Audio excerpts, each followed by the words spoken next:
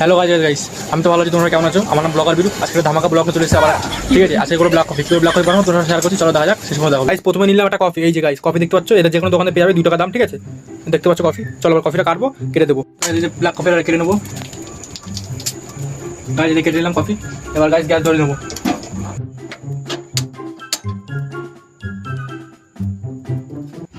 এই যে guys, gas ধরে নিয়েছি।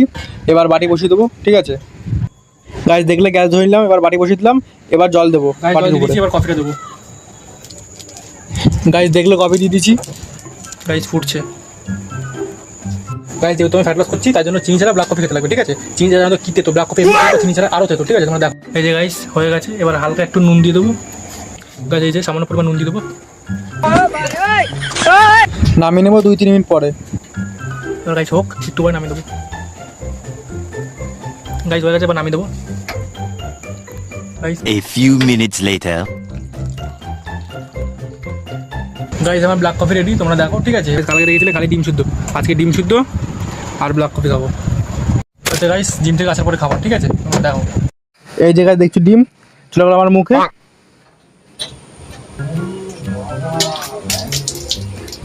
চলে গেল আমার পেটে। গাইস ভীষণ তেতো, গাইস ভীষণ তেতো।